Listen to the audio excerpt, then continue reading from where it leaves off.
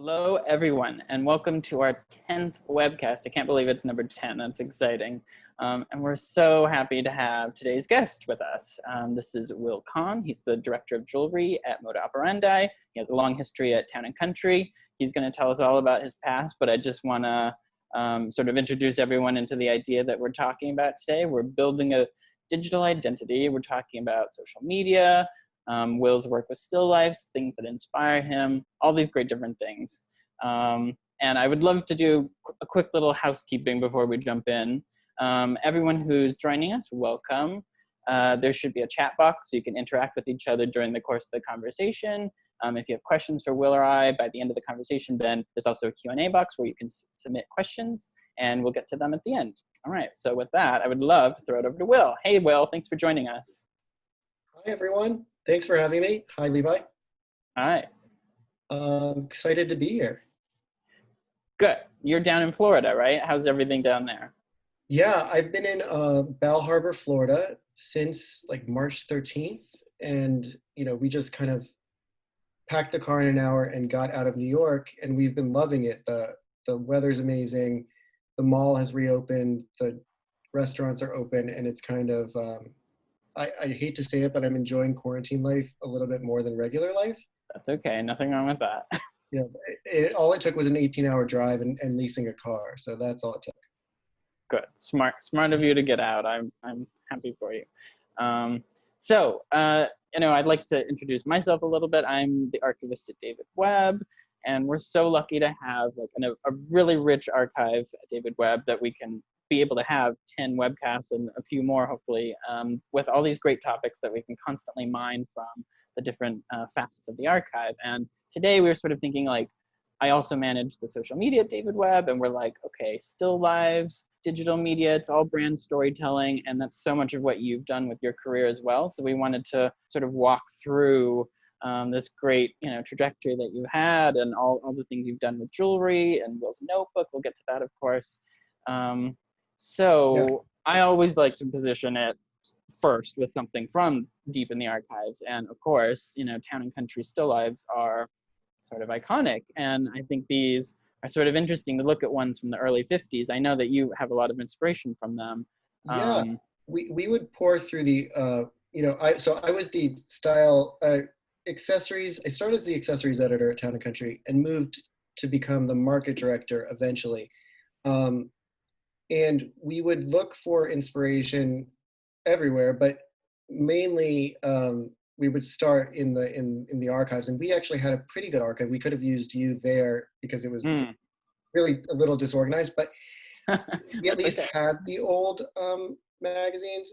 And I was always so jealous of these ones from the 50s. It feels like they would just lay everything out on a table and take a picture. And I was always literally so inspired. And we toyed with the idea of actually doing something like this, but weirdly it didn't translate to modern jewelry and modern magazine making, because we're kind of tasked with putting less on a page.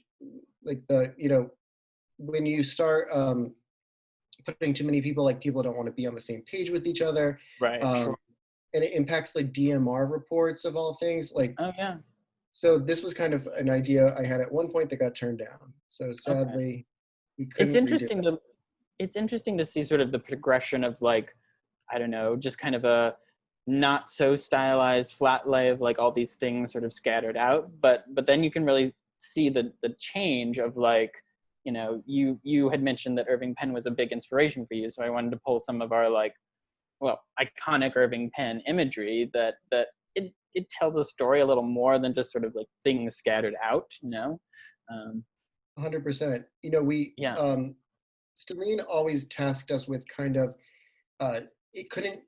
whatever we were presenting on our pages couldn't just be pretty. It had to be a story. So if it was turquoise jewelry that I was really into, I felt was the trend of now, it would have to be then put into some sort of context of history, art, society, something. It had to be worked into a storyline. And so some of that was just with an artful image, and with a Irving Penn inspiration. Sometimes it would be with, a historical reference. Sure. But when I was doing still life, yeah, my two main inspirations were Irving Penn and Wes Anderson, just for what I felt the style of Town and Country should be, which was a Absolutely. little quirky, but like based on this rich history. So kind of your eccentric rich aunt, you know. Totally. So yeah, if you see here like the a record player, I did a whole page on a record player at one point. I've used like helmets like that, Mm-hmm. that kind of These luggage top-down as well. shots, yeah, the top-down shots in Wes Anderson films are so iconic, and it's just everything is like very uh, precisely laid out, or I suppose messy, pertaining to the character that they're talking about. But it's a very like easy way to look at things in an environment that Exactly. that Wes creates. So And I I'm think glad. that's because it's always recognizable objects like a red lighter on the corner of something, Right. but it would always be in the same color scheme as everything else, and it would be a little quirky. And that's what I found in still life is like if you make it too perfect, it doesn't look right. You Right. need to throw like I would always keep a thing of matches, um, a feather, ribbon just in my bag when I was doing a still life because you never knew when you need to throw something in the shot. Right. And that's, I mean, I feel like that sort of enlivens things. It makes it feel real, but it's also keeping that town and country sort of, the quirkiness you mentioned. Like that's all like the fabulous lifestyle of, And Totally. So I yeah, wanted to I wanted to throw in some of our Irving Penn shots that I'm sure everyone has seen quite a few times at this point, but they're great Irving Penn shots from Vogue with the zebra bracelet and the ring and the makeup and the eyes. I just love it. So I and know these you aren't so much still lives, but they're great. oh I mean I think there was kind of two main still life in the 50s 60s. It was on a model with like with hands and nail polish and faces, Yep. and then it was I mean that's not a still life, but I would consider it like a jewelry story. Sure. So and then it would be a lay down, and took a lot of inspiration from these pictures, and it's so hard to do. So it's Yeah. like it seems easy and it's completely not. So this is one of your shoots that you've styled that really you can really see the pen sort of influence with the like stains and spills, the cards, the drinks. Like there's so much for the eye to take in, and it really tells this like amazing story of what kind of party Yeah, this is. yeah, I mean this was a major aha moment for me, this shoot, because I worked on it, and it was for our Alex Gonzalez was our old creative director, and he came from W, where I also worked. So we Hmm. knew each other ahead of time, and he trusted me. And I kind of came on as just the jewelry editor for this story, or I thought I did. And when I got there, he's like, "No, you're styling it." Oh, So wow. he kind of threw me into it, and it wasn't going well before that. And he's just like, "You need to fix it, make it look amazing, and just make it work." Basically, it was Wow. my like Project Runway moment. Yeah. And Well, you did it. You did it. yeah, I think when you're handed those reins, you have to like that's those are kind of those defining moments.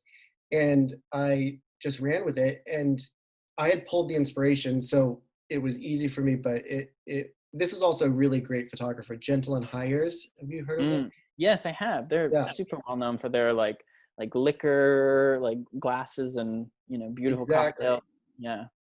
But they weren't really Irving Penn type, you know, photographers. So it was there was a tension because they really wanted to do one thing, and I knew Alex wanted something else. So Hmm. it was like my first time to really get into it, and you have to, as the stylist on these things, you have to kind of be the boss. Yeah.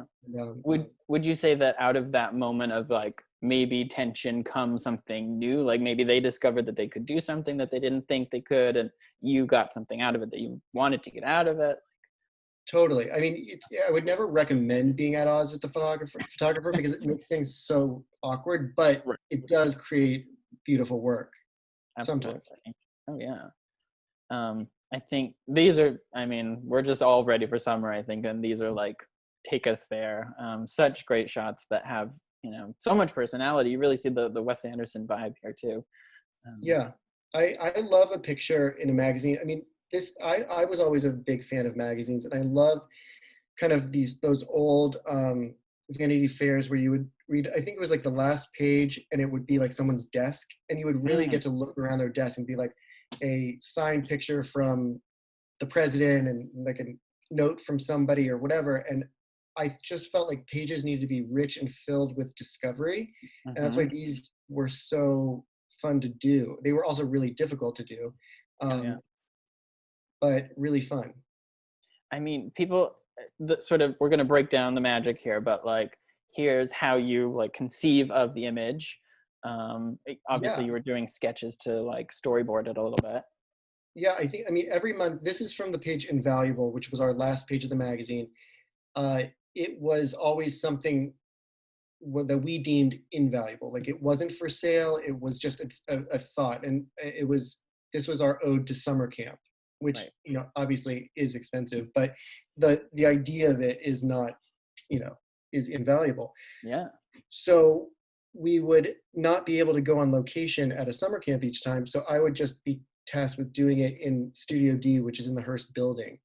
There you are. Yeah, you see, like, you keep going out. It's you know, I would start with a picture where I would I figure out what the image would look like at the end of it, and then start thinking about the props, where I could talk to the props stylist to go and find, you know, I think I'll need a net, I'll need tennis balls, I'll need sunscreen, I'm gonna need oars. You know, you go through every little thing. It'd be tables and tables of stuff. And you know, I'd find backgrounds, you'd have to rent them. Then all the other stuff we'd get from, you know, Ralph Lauren or John Darien, and it would come together. But it would take all day to put together. Well, you're sort of coming up with this like perfectly emblematic, you know, all-American camp or picnic or whatever story you're telling, but you know, you just create this like sort of fantasy world that people want to go to. And it was so hard, though, to do it and not make it look boring or kind of too nostalgic or whatever. And you'd have to always find a twist of, like, you know, in that moment when this was it, like, camp stripes were very kind of cool at the time. And like, you know, you'd have to throw in some things that were really fancy. So it'd be like, I would think of it like this was a, you know, billionaire from Tribeca outfitting her son's camp thing because she missed him so much, and so she would go and take a Hugo Guinness like print and put it there. And I would have to tell myself these stories in order to make the image what it was. I love that. I mean, that's what gives it the like depth and authenticity, is like your backstory.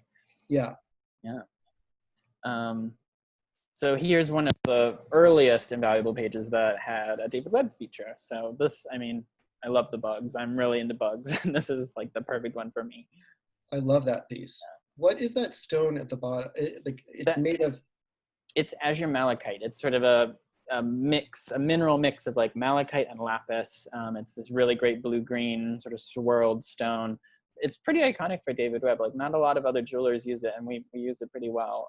Got white enamel there for an accent, great ruby eyes, and on the back, this really cool scarab beetle. It's beautiful. This page, this was early on when we were still doing them, that we were trying it as less of an atmosphere and just kind of a thing. I'm glad we moved back to the atmosphere, but I do appreciate that Town and Country had such a high standard for their art that it wasn't, I would come up with the idea that I just love scarabs or something like that. Right. And Celine would then force you to say, well, what if, like, where can we place it, or how are we presenting it? Because we couldn't just shoot it on white. Right.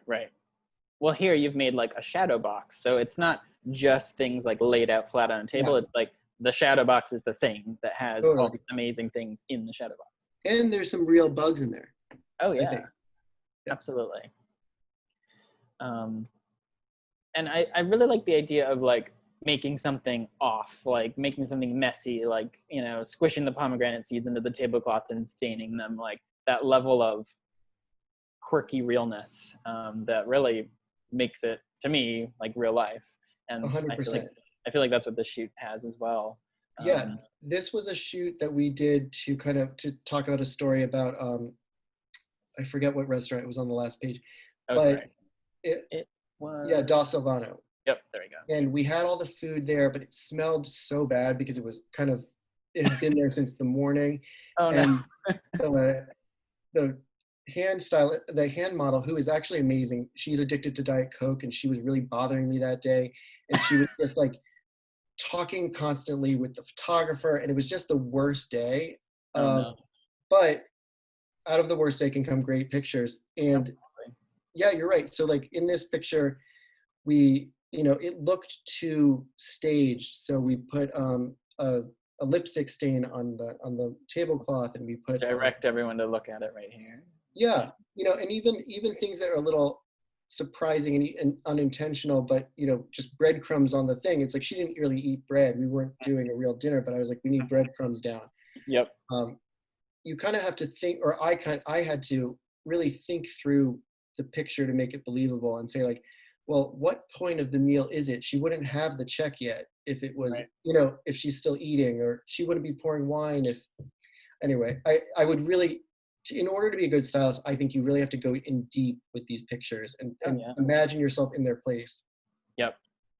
And sort of throughout this whole conversation, like I've been trying to juxtapose some of our Instagram shots with the shots that you've had, just so people can see like a close-up picture of the jewelry a little more, like this great fluted coral cuff, but also like I suppose, I mean, we'll get to this later when we talk about David Webb Jewels Instagram, but like just the color in general, like yes, you're styling this amazing sort of real life moment of this woman eating, but like the eye goes to the jewelry as well. Like you're selling those pieces. Yeah. I mean, and that is more an inherent thing. You have to understand the geometry of the page and the images, and you can see like the hands are kind of leading with the bottle. But yeah, the lines of the page kind of have to all work together. Totally. But it's funny to see also kind of the modern way of doing it, in that this is your Instagram of the same piece, Mm-hmm. and what goes, and that those images have to be so different.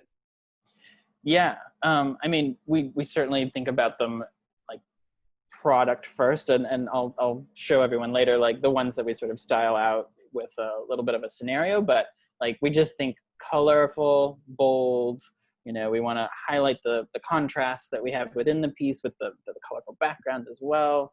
So it's all sort of this mild storytelling of the like emblems of the brand, which are boldness, color, design, great materials. Yeah. This shoot was really beautiful and dramatic too. It's sort of, I mean, it's definitely not a still life, but you're also being able to show jewelry with this like intense narrative. Yeah, I that was it was always a challenge to figure out how to do a jewelry story that off, as on a model. And this was inspired by the stills of I Am Love, the movie, and with Tilda Swinton. Yeah, and the great headband. You can really see I had a lot of headbands on that set. But it was basically, and I only shot redheads during this period. It was like a year of it. I was just obsessed with myself and red hair, and weirdly. Nothing wrong with that.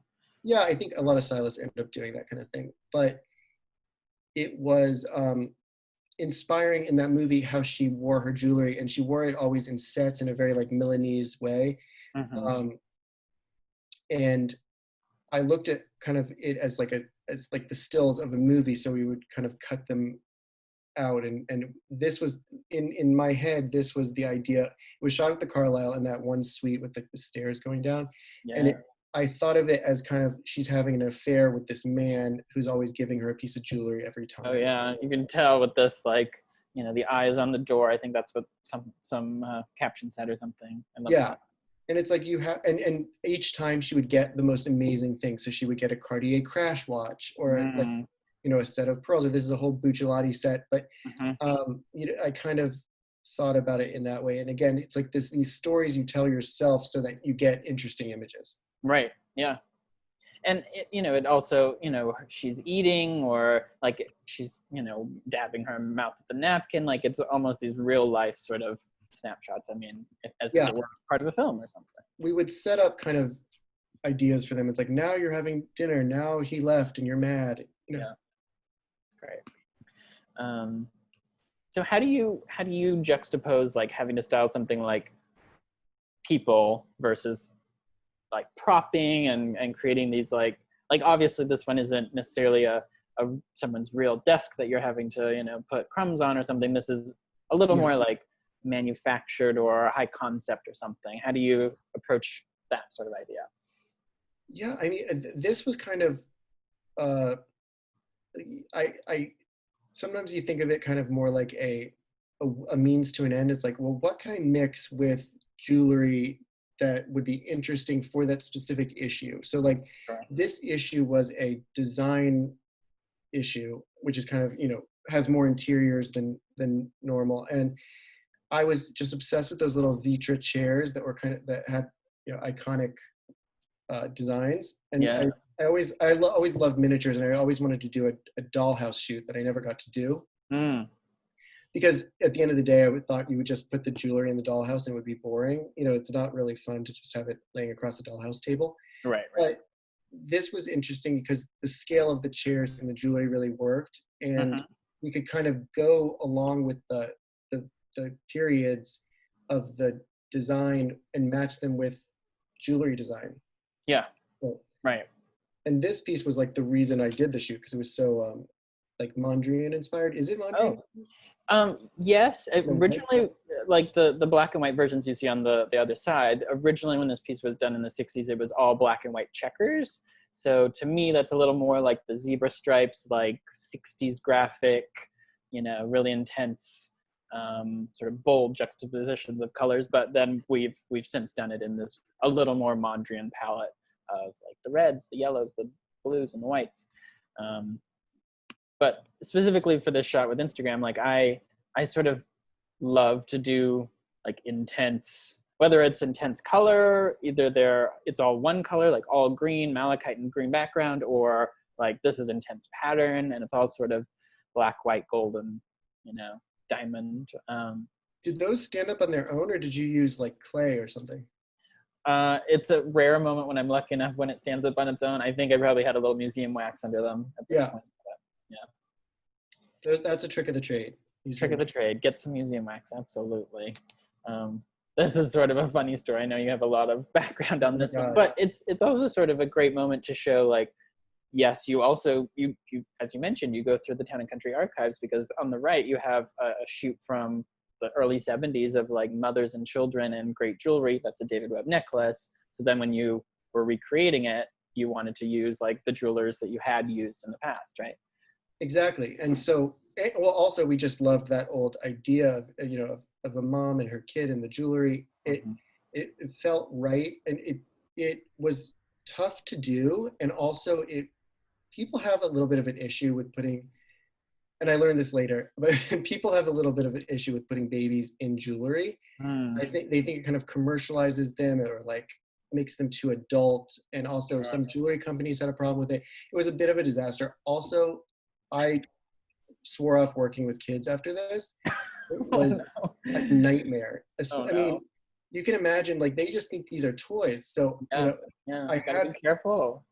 One of them was holding like an emerald ring, and I remember her just lobbing it across the room, and I ran for it, and I literally caught it in the air.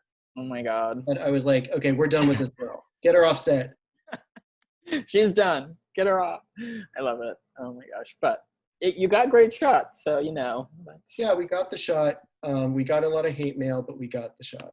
Oh, I'm sorry. We can move on. But this is also sort of very Irving Penn to me, like the hands, and really like being able to tell a story with hands, like the time conflict, great caption for or headline for the the man and the woman sort of arm wrestling. It's fun. But yeah, I did a lot of hand work, hand model work, and it was always tough to get them to kind of do what you wanted, because in your head you're just like, okay, two hands like this. Yeah. It's so hard to get that angle, and also the man's hand was too big. He just looked bigger in person or whatever, and then the woman was too small, so we had to like get her expand her wrist in post. Like it just it's a tough thing to do, and as no image is easy. And then to like the baking story, to have all these different moments of like kind of messy, you've got the batter on her fingernails, like she's really baking with all those jewels on. Yeah, I think that was a recurring thing I did which I really loved, which was like doing something you shouldn't do in jewelry. Mm-hmm, And it would always work for like a specific issue. So like for it was the holiday issue, and it was just like, well, what if she's wearing all her jewelry while baking? And yeah, it's just a fun image because there's such a tension, because in your head you're like, what is she gonna do? She can't get that emerald dirty with all that stuff on it or right, whatever. Like right, right. there is this kind of inherent like energy there. Mm-hmm, mm-hmm. And then to have them on white backgrounds really makes like the action of what she's doing or what they're doing sort of pop, right? Yeah, it elevates it in a weird way where you're like, okay, wait, I'm looking at some sort of art or some sort of thing that's figurative here, rather than if it was in a kitchen, it would be distracting. Right. Yeah. Too much going on. Yeah. We talk about this totem story all the time. It's one of my favorites. I mean, totems in general are a favorite, but then I guess these are like charred pieces of wood. Is that true? Yeah, it was kind of hard to figure out because this was another creative director. We had Alex Wiederin, and he wanted this kind of like Japanese wood that you use in a barbecue. Okay. Well, actually, he didn't want that. He wanted just charred wood, but it was really hard to figure out how to do that and find charred wood. So I found this Japanese barbecue wood, and stacked it up in this way. And this was the shot. But I swear we went through probably like 25 different versions before we got this. Yeah. It's always the hardest thing to imagine of like, just have it float in front. Like, no, you have to, it has to look like it's supported, or, this one's kinked that way when it should be kinked that way, all these delicate things to get everything positioned right. 100%. And also just the fact, like, I was like, well, the totem is beautiful itself, because I was also tasked with finding the jewelry. Oh, yeah. And it's like, that's fine if it's good looking, but then how are we going to present it that's interesting? So it was a twofold challenge. Yeah. Well, thank you for choosing the totem. We love the totem. Yes. This one was sort of fun. This is a really big, important set for us. We call it the Mikado Set. And then to have it on this beautiful table, the lips in the background, really, really fun. I love that jewelry. This was an attempt, I would say, at doing accessories still life, which I always found was difficult. Figuring like somehow jewelry is nice off the body, but an accessory needs to be worn. So I always had trouble with them, but I think this was fun because it was trying to give the full like world around something. Right. So this was very like an Yves Saint Laurent inspired lady, like 70s YSL. Yep. I think of Dan von Furstenberg with those lips for some reason. I don't know why. Yeah. Yeah. I think this is a holiday one. This is December. Yeah. That was actually a Bergdorf collaboration for their December, and it was basically trying to think of like the fantasy of going out at night, like right before you go out, and like just spraying on that last bit of perfume. Right. And I love a vanity, like, I don't know if even people have vanities anymore, but I probably did 5 vanity shoots at Town & Country because I love them so much. Because there's so much stuff there. Like she could have a glass of wine, and she could have her jewelry, and it feels right. And I love how the jewelry is sort of like hidden. Like you have to look for it. Like there's the ring here, and the earrings are right there. It's how a person would really like put things down. Like. After you're spritzing yourself, you put the ring there, whatever. When it's too deliberate, it looks deliberate. It has to feel natural. Also, again, I love that kind of I spy quality of images. Oh my gosh. I like to look around and find things and say, like, I wonder if he meant to do that, or what's that thing back there? And then in the credits, I always felt was that, and as this is like a reader growing up, like I always felt that was my guidebook to navigating a page of like, wait, what was that thing back there? And if they didn't mention it, I would always be so sad because I wanted to know what it was or where they got it. Did you read the I Spy books as a kid? The like find a picture books? Yeah.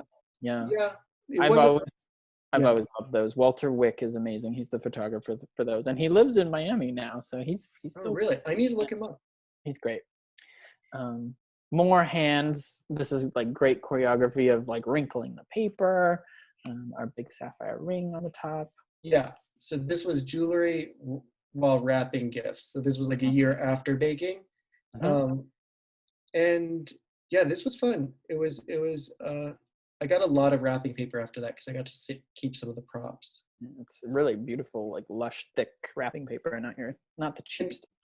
for each shot, yeah, it wasn't the cheap stuff. Each shot, like I would think of the woman as a little bit different. And this obviously person was into color and big, it was fun always to make these kind of stories about uh, for each page of the shoot. It wasn't just like one, it would never be just one set of jewelry for the whole thing. It would be kind of vignettes Right. for each shot. So this was my like kind of blue, pink, yellow, or blue, purple, yellow Very thing, rich looking. but Um, always with red nail polish. I felt that was very important. oh yeah. These are just sort of more fabulous images. We actually used the jade image on our website. It's sort of the portal to our jade moment. I love the idea of like Chinese food and the old flowers. Like really, it's just I fun. loved it. That was a story on the kind of the souvenir jewelry of like the grand tour. Oh yeah. Yep. And my fantasy was that you'd go to each country and bring back something amazing. And not that this is produced there, but it has that Asian inspiration. Mhm. So um, it was fun. Yeah. Great bracelets, great necklaces. Our Instagram shot and your swirling necklace shot. I Yeah, think the white background really works well. Your eye is just focused completely on the jewelry. totally. I think this is where, Instagram and magazine pages could interact, because that would be great on Instagram too. Totally. Um, but yeah, the colors were amazing in that piece. Mm-hmm. We love it. It's sort of a totem in a way because it's got the 3 drops, but then the sort of swag double beaded thing gives it a little heightened elegance. More hands. This one was really spooky. This was sort of like mystical tarot cards and all Yeah, hands doing witchcraft. that. Mm-hmm. That was the idea. But I loved this ring especially, and this was kind of like the I was trying to tell a story of like animals and menagerie in the jewelry itself, and then she's Absolutely. like doing incense. Yeah. Um, It's the um, perfect witchy ring for this moment. I love it. totally. And she also did a Ouija board in another uh, shot, and I was like, I'm not touching that Ouija board. I'm very like, I'm not messing around with that thing. Yeah, that's good. So Protect you can yourself. have it on set, but I'm not touching it. This one is another like I can't wait for summer shot, and I love like this ring is that beach ball. You've got that going on. 100%. Mm-hmm. And you have to think of it like that. Like it's because I feel like it's a wink to who you're, like the reader, where they're like, oh wow, the beach ball and the ring kind of match. And it's like, was that intentional? How did they find that? Oh my gosh, I don't know. I find that kind of thing is like a weird connection to whoever's looking at the picture. Absolutely. And we sort of I feel like we're really in sync with you of like our ad campaigns, everyday revelry. It's sort of this like extravagant lifestyle, like people having dinner and laughing, and we try to bring in that sort of I don't know, sophisticated realism with a little bit of quirk, with a little wink somehow. And I feel like that really fits into like your styling, Town and Country in general, Yeah, Moda as well. it's a tough push and pull, because you have to be respectful of the jewelry and you want it to not be like a joke, but also if it's too serious, it just feels too serious. Yeah, It has to be fun. agreed. Agreed. This is fun. This is, I can see the Irving pen, the food, the sort of jewels scattered around with the food. Yeah, this photographer was amazing at color and Yeah, lighting. Um, so vibrant. and it was about just desserts, and I wanted all the jewelry to look like real, like candy pieces. Hmm. It definitely has that quality. Um, and then, so we're sort of switching gears to Will's notebook, which of course it's had like a interesting, it started on Instagram and then it had a life in the magazine, and now you've taken it with you as well. Do you want to Yeah, just talk about sort of the the creation of it. yeah, Yeah, sure. we so Um, I guess in the beginning, it, I would be around jewelry all the time at these market appointments, but and you were kind of you have this feeling that you need to Instagram, you need to show where you've been, and you need to show like what you like, and kind of, you want to use Instagram to document your goings on. But as a man, I couldn't just put on the earring or put the rings on my finger and take a Right. picture. It forced me, and I'm sure you could probably speak to this as well. So it forced me to be a little more creative about what could I do with that jewelry in a moment, other than just putting it down and taking a picture. Right.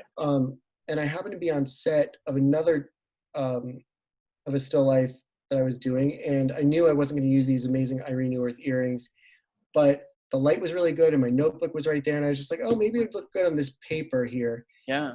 And then I thought, oh wait, what if I actually, wrote, because it's on paper, I could just write what it is. And so I think I texted her like, what is all of the materials, and Hmm. I got some background on it and put it, and that was the first Will's notebook shot.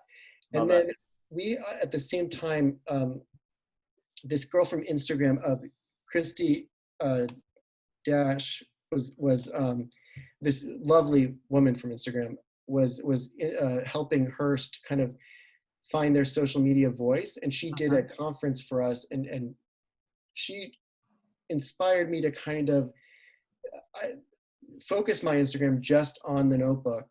Mhm. Once you find something that kind of works, people look for Instagram to be pretty like you have to know what you're getting when you follow someone. It's an Right. agreement you're making to follow because you think you're going to always get entertainment that you're looking for. Absolutely. So when you diverge from your stated thing, that's when you start losing followers. So if I started posting just tons of pictures of just like my fat, like me in the mirror, and like what I Yeah. was dressed like that day, Yeah. people would start like losing that faith that what they signed up for. Right. So consistency is super important. And once you have kind of a thing or an idea, it's like just go with it. Totally. You're literally taking words out of my mouth. I've always said consistency and giving people what they want is the way to have success on Instagram. So yes. She, I think Christy said that it was you could diverge like every 6 shots and then show a picture of your kids, but you have to get back to your stated thing. Yeah. You know, Yeah. And, to look at the through line of this conversation with like Irving Penn Still Lifes, Wes Anderson, to get to the notebook, it's like, you get to a point of like your cool, is it Hermes notebook? What's the one that you use that's very specific? it is an Hermes notebook. I have Yeah. two, one bigger, one smaller, but the smaller one is better because it makes the jewelry look bigger. Yeah. So like you've created this sort of, um, you know, uh, uh, what am I trying to say? A template. Franchise. Yeah, Yeah. like a great template for everything can go in this one system of the notebook. You write out the stories or the stones or whatever you want to tell people. And that in a way is like, if you had a Wes Anderson desk and you had everything labeled specifically, like it feels like that sort of, Yeah, fastidiousness. it's like it all led up to that. It's also just a fun infographic. Like I think the mind, like people like to associate words and images and like explore the page and see Mhm. things and see like, did he mean to do that? I don't know. There's always, I just find the kind of exploration of yourself around of your eye around the page is really Yeah. interesting. Yeah. And sort of to go back to the title of the talk as well, like building a digital identity, like that's exactly what you did. You said you were inspired by having that meeting, and you created this consistent thing that you do each time. And I want to flip back to this page that was, it was maybe the second, maybe the first, one of the first times that you had transitioned the Will's Notebook page into the magazine. Yeah.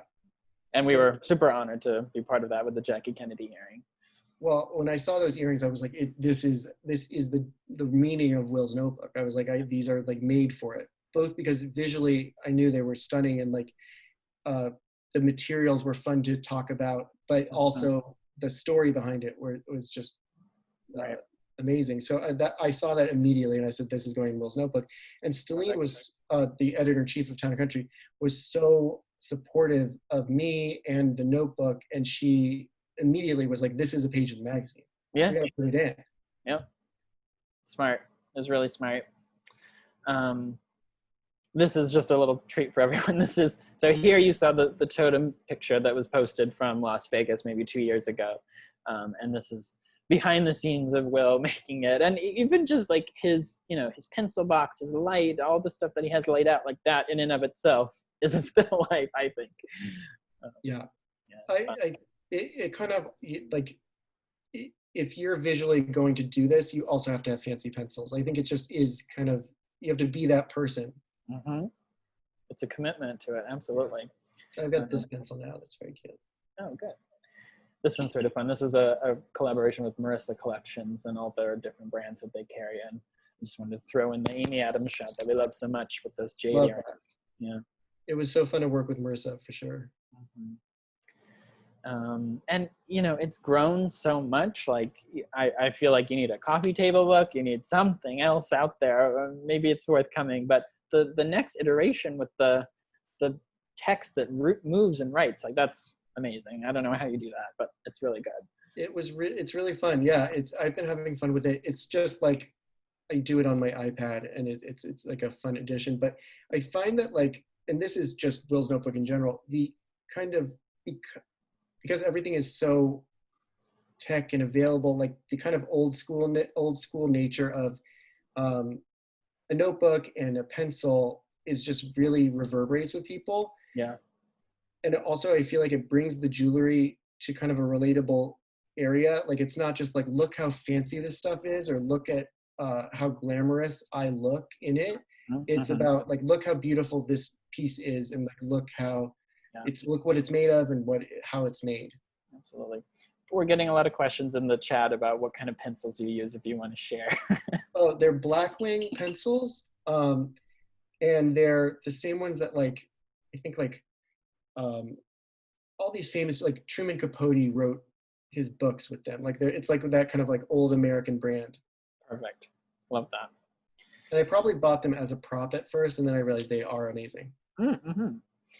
So this is a little divergent, but it all ties back. This is a project that we did, that David Webb did with Moda in 2018, I think. So maybe it was before your time, but I was a part of it because I was helping them style it a little bit, and then I would provide like little quotes about the pieces that we had chosen to be featured. But I just felt like they did such a good job, and continue to do a good job with your work of like storytelling, because they were really concerned about, we want like a young, fresh model, but we want the fashion to sort of tell the 70s story, the luxe story, the sort of cheeky story. Like I love this sort of silk. Amazing. Yeah.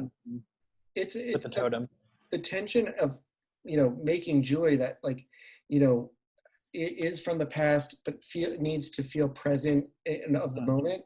It's not easy. And I think the creative team at Moda does an amazing job of casting the models and pairing the clothes. Like it always makes everything look fresh.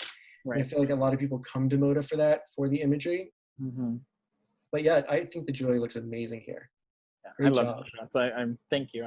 I was a small part of it, but it was really fun to help. It's always fun to be on set. It's always fun too to see your jewelry in a different light. Like this is how you photograph it for your ad campaigns, but this is how Moda sees it and their customer would want it. And it's just a fun exercise. Totally. And that's sort of how we've always approached the David Webb Instagram. Like I started it in, I think it was April of 2014 from absolute zero. And, we've grown it to 145,000 followers, which is really fabulous. Wow. And I take all these shots myself on a phone. It's a windowsill in our big living room with great natural light. And I have all these little like colored backgrounds that I use. And I just try to keep it like, obviously you can see other shots interspersed there of like, something, I think this is from Town and Country. So like it always fits with editorial that we want to put in there. Maybe we have red carpet shots that go in there, but it keeps our like visual identity for the brand like really consistent, really colorful, bold, pops with the jewelry. The natural light makes everything look great. I know you have your little light thing that you use that also sort of gives it that like super clearness. You do an amazing job. And I was wondering, do you have anything that like you feel like just doesn't work, where you're like, okay, well, I post this thing and it just never works? Oh, that's interesting. Because we see the results. It's like, you know how many likes you get, and you can love a piece of jewelry and then it just doesn't work or something like that. Sometimes red carpet shots don't perform as well. Like if the earrings are like hidden behind hair, like those things that you just can't control. It's like, oh, well, this just looks like a picture of, you know, a celebrity, and people can't see the like vibrancy of the jewelry, then that doesn't necessarily perform as well. So then, as you say, you got to pivot back to your consistent thing that you're giving people. And in my mind, that's always like colorful, big, bold shots of the jewelry, like get tight, put it right up there. I like to use archival images as well. Like this is an old jade ad with a brooch that's actually in the ad, or like this amazing butterfly brooch that was inspired by an archival design. So I put the piece with the design. We also have a really great section of the archive that's all of David Webb's original reference library. So these are books that he used that I think the one on the left with the ring is all about like penmanship and calligraphy. And then the other one is, it's like a Grammar of Ornament, if you've ever heard that. It's like a big Victorian book of all these different patterns from different cultures. So you've got the Egyptian ones and the Chinese ones, and this is like Moresque or something, and it just sort of went with the earrings.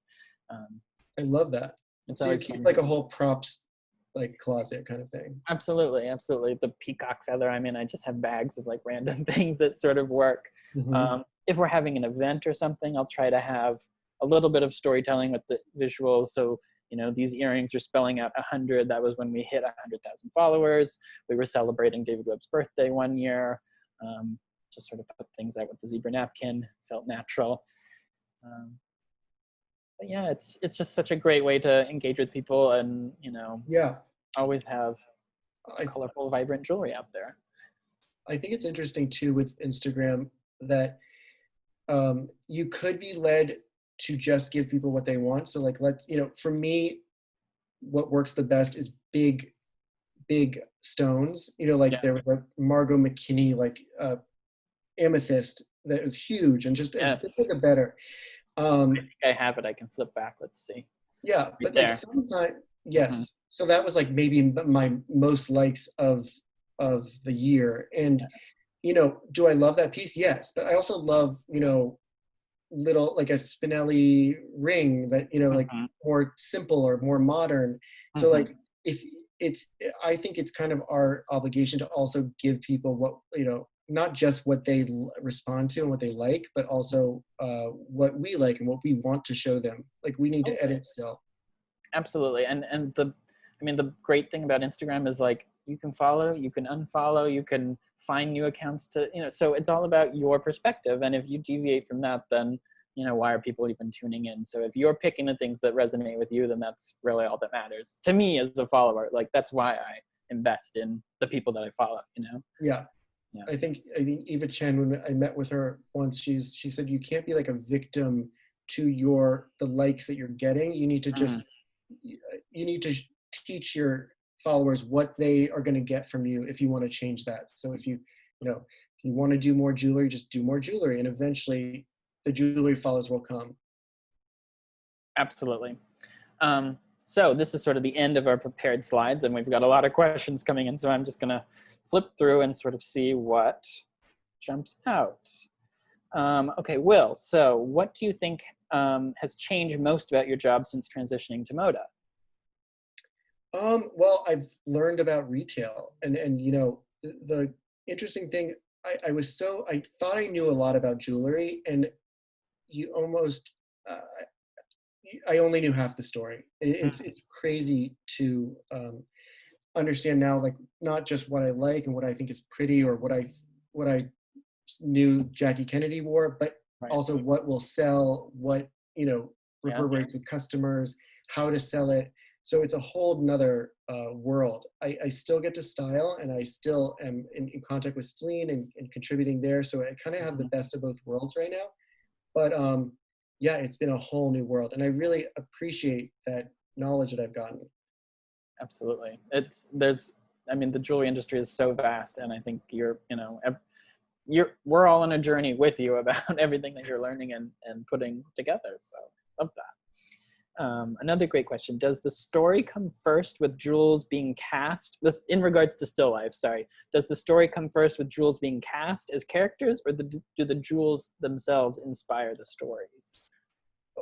Both. I mean, it depends on kind of the story, but usually it's actually the story first, to be honest. It depends. If you're just doing like a watch story, then you need to come up, watches are coming, but it for me, it should start with the story. So like with witchy jewelry, I thought, let's do witchy jewelry. And then I said, well, what would a witch wear? Like a fabulous, rich witch. Yeah. Like, what would she wear? And she would wear that David Webb. Absolutely. Absolutely. Okay. This is perhaps dangerous territory, but I love it anyway. Other than the baby throwing the emerald ring, what was the hardest shot you ever had to get that turned out beautifully in the end? Throughout all the odds, you got the shot.